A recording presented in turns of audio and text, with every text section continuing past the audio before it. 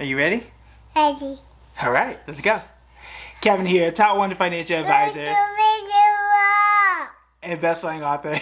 We are here to talk about the stock market. This is an emergency upload because GameStop fired its CEO and canceled its earnings call today, which is not a good thing. And it's also something that I warned y'all 2 years ago. So let's go ahead and quickly break it down and pull out the lesson that you should learn. Because here's the thing. And I've said this plenty of times before. You are not going to be a perfect investor. Every single thing that you invest in is not going to make money. You are going to be wrong. I have been wrong. Warren Buffett has been wrong.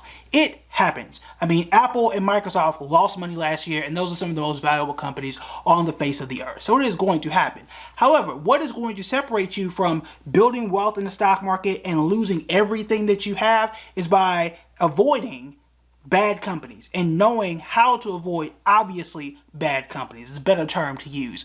GameStop is one of those companies that was obviously bad. If you look at the last 16 quarters, remember a quarter is 3 months and 4 quarters of the year. So if you break that out, you do the last 16 quarters. I want you to sit here and guess how many quarters GameStop has been profitable. So we're going all the way back to 2019 here. Okay, think about that. How many quarters do you think GameStop has been profitable? The answer is 3. That's it. If you have only been profitable 3 out of 16 quarters, it's probably a pretty bad company because that's a decent sample size. We're not talking 1 year, we're not talking just a pandemic. We're talking all the way back to 2019. This means that the company was bound to lose money. And if you remember and subscribed and left comments and all that stuff from all the videos we've talked about over the last 2, almost 3 years now, what did I say back then? I said that GameStop was a long walk off of a short cliff. People were making money now, people were having fun, and it was bound to collapse, and that's what's happening right now because today, at the time we're doing this video, the company dropped another 15%. Remember at one point in time, GameStop was above $350 a share. It is less than $30 today. And they did do a stock split, so we adjust for all that, we're talking about $120 or so. $120 down to $30 is still pretty bad. But here's the thing, and we said this already, GameStop is the next blockbuster. It is just a matter of time because what is the business of GameStop? What do they do? What do they exist for? They sell consoles, they take in trays, they sell video games. Where has the world been going with video games over the last, where has the entire world just been going in general over the last, let's say 7, 8, maybe even 9 years? We've all been going digital. We've all been doing streaming. What do I need GameStop for if I can just order directly from Amazon or Sony or Microsoft for my console and I can just download the game on the interwebs? You can just do that and never walk into a GameStop again. GameStop used to make a whole lot of money on trade-ins. I can't trade in a digital game anymore. And it's only a matter of time until the next PlayStation, the Xbox, or what have you doesn't even offer physical CDs anymore. And GameStop does not make any of those items. That's it. Unless they want to become a comic book store and just sell collectibles, that's the only business they can really be in, and I'm not even sure how profitable that is. This is not new. None of this is new, and we still had millions of people continue to invest in a company that is obviously declining. That is the lesson here. Get out of the news cycle and the social media hype. Avoid that and really look at what the business does and assess whether or not you think it makes sense and whether or not there is an environment for that company to grow in the future. Because I said back then, hey, look, they don't make games, they don't make consoles, and everything is going digital.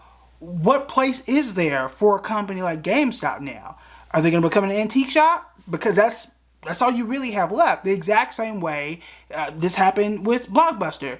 We were going to streaming. What was the point of having a physical place for DVDs and VHS tapes? We're not going to need those anymore. And you saw what happened to Blockbuster. I mean, they're really the exact same company, except one just did video, the other is doing video games. Really, when you think about it, what's the difference between the two? I'll wait, right? One has just happened to lasting just a bit longer than the other, but that's really it. The comparisons are out there, and I really don't see another way around it. It's just, again, a matter of when GameStop is going to go bankrupt. But again, all this stuff has been laid out for years now. Now, GameStop became more of a meme trade in like early 2021 or so, but you could have seen this again like 10 years ago as people started to move more towards online gaming anyway. It ain't new, and it's something that most people should have seen. However, it became a cultural phenomenon. Same with AMC and others, just because people just wanted it to. And the danger of all that stuff, same thing with Dogecoin as well, is because it warps your expectation of investing. And that is the most dangerous thing. If your introduction to investing is, I invested in this company because I saw it on Twitter, I saw it on Reddit, and it made 1,200%, you are going to think that that is normal, and you're just going to start shooting darts at everything, expecting some overnight lottery ticket to make you rich. And the problem is, because that's not normal, you are going to start losing money in short order, and you're gonna run out of money by doing so. I don't want that for you. I really don't. And I want you to make sure that you're investing in a way that makes sense, and most importantly, in a way that is sustainable, because investing is a long-term game. I understand that most people don't like the idea or the thought of investing for 20 years or investing for 30 years and leaving the game and being a millionaire. I get that. You can do it in a short amount of time. You just gotta have more money to start off with, but it's doable. But I'm here to tell you, it is not sustainable by trying to shoot for bankrupt companies that are struggling and that are trending on social media just because. That is a very easy way to go broke. You're better off just going to Vegas and just throwing the money out of the window. Your best bet is by understanding every single stock that you own as a business. What do they do? Why are they succeeding? Are they succeeding at all? And what in the environment, in the economy, and in the world is going to help them to succeed moving forward? Those are the questions you need to answer, and you have to have before you decide to put your money into it. Because once that money is gone and that stock drops, it's gone. There may not be a return course for your money depending on what company you're investing in. And most of this stuff, I would say 90% of this stuff, it doesn't require a degree, doesn't require any special math.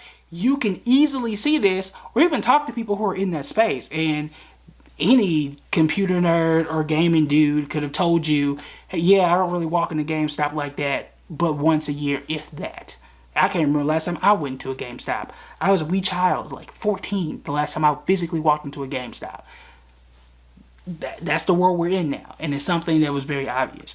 Now, when you look at another meme stock that was also kind of in this craze, AMC, I'm not the most excited about AMC either, but AMC, I mean, I said this 2 years ago too, at the end of the day, it's still a cultural experience, right? Like there are certain movies, whether it's Top Gun, whether it's Little Mermaid, the Avengers movies, the new Flash movie coming out, whatever it is, like sometimes you want to be with all the other people to go watch it and have that experience together. So yeah, AMC is probably going to be here. Now, did they need to buy a gold mine?